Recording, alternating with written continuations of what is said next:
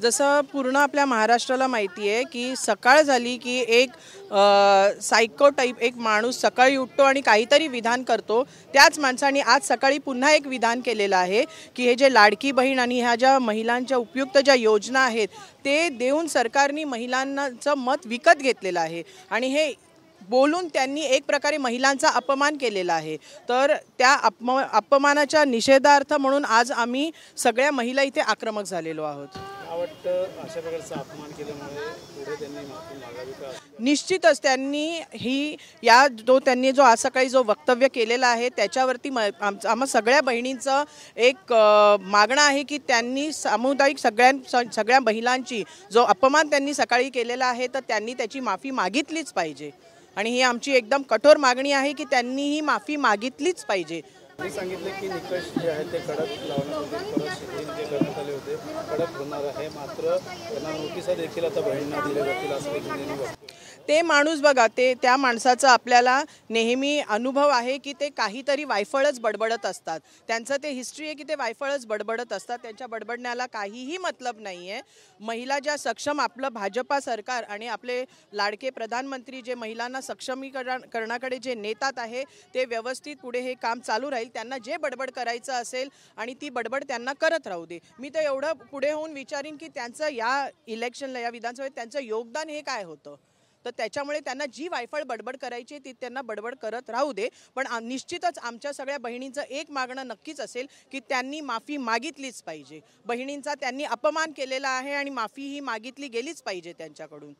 आम्ही ठाण्यात भारतीय जनता पार्टीच्या बाहेर आज आम्ही माननीय आमचे अध्यक्ष संजयजी वाघुले साहेब यांच्या नेतृत्वाखाली आम्ही हे आज आंदोलन करत आहोत। हे आंदोलन यासाठी करत आहोत की संजय राऊत यांनी जे महिलांच्या विरोधात जे भाष्य केलेलं आहे ते अतिशय निंदनीय आहे असं मी म्हणेन आणि त्याच्यामुळे आम्ही हे जोडो मारो आंदोलन आम्ही केलेलं आहे आणि मी सांगेन की आम्हाला जर संधी मिळालीच ना तर आम्ही त्यांना समोर आल्यावरही त्यांच्या थोबाडात आम्ही जोडे मारायला कमी करणार नाही। आता हे जे आम्ही आंदोलन आहे हे जे आंदोलन आम्ही इथे केलेलं आहे, पण त्यांनी जर नाही माफी मागितली तर आम्ही रस्त्यावर उतरून आम्ही आंदोलन करू। महिला मोर्चाचा ते एक प्रकारचं आमिष नाही आहे, ते एक प्रकारचं केलेली मदत आहे। काही महिलांचं म्हणणं आहे की आज मी पहिल्यांदा इंडिपेंडेंटली वडिलांकडे किंवा नवऱ्याकडे पैसे न मागता माझ्या अकाउंटमध्ये स्वतःचे पैसे आहेत। ती जी इंडिपेंडन्सची फिलिंग आहे ना ती महिलेला मिळालेली आहे। ते आमिष कुठल्याही प्रकारचं नाही आहे आणि महिलांना मतदान करायचं म्हणून काही 1,500 रुपये देण्याची गरज नाही। वर्षानुवर्ष महिला मतदान करतच आहेत, त्याच्यामध्ये ह्या 1,500 रुपयाचा काय संबंध आहे तो? आणि दरवेळेला रोज उठून काहीतरी बोलायचं, काहीतरी बरळत राहायचं, ही सवय किती वर्ष चालू ठेवायची? एका महिलेचा अपमान केला होता फोनवर मागे, त्याला किती शिवाय मिळाल्या होत्या त्याला माहिती आहे। आता तर त्याने पूर्ण महिला शक्तीचा अपमान केलेला आहे। आता पुढे काय होईल ते बघा, नाही तर माफी मागा आणि माफी मागून असल्या माणसाकडून माफी घेऊन तरी काय उपयोग आहे? जो उपयोग ज्या माफीचा उपयोग असेल ती आम्ही घेऊ ना। रोज सकाळी काहीतरी उठायचं, बळबळायचं, लोकांबद्दल बोलायचं, कोणाला सोडलंय त्यांनी? स्वतःच्या उद्धव ठाकरेंची वाट लावलेली आहे त्यांनी ह्या सगळ्या गोष्टींमध्ये। ते त्यांचं ऐकण्यामध्ये आणि त्याच्या ह्यामध्ये त्यांना चप्पल मिळाली ना ती फक्त फोटोवर नाही मिळाली पाहिजे, खरी चप्पल मिळाली पाहिजे।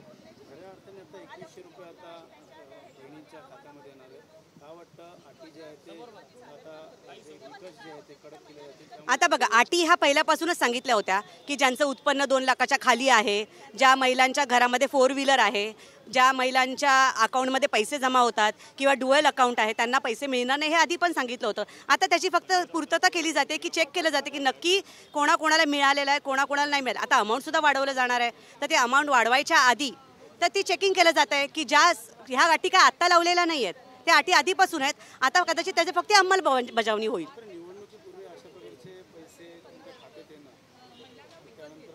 निवडणुकीने 6 महिने होऊन गेले होते।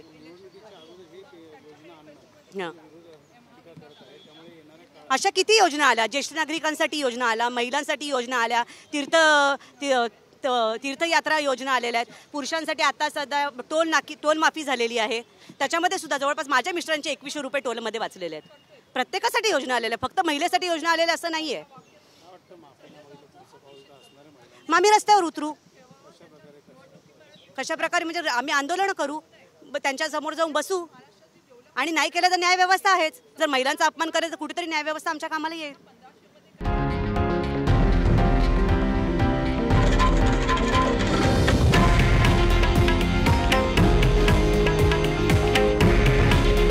हे आहे देशातील नंबर 1 न्यूज नेटवर्क आणि आपण पाहत आहात TV9 मराठी. काळजी तुमची, हित महाराष्ट्राचं.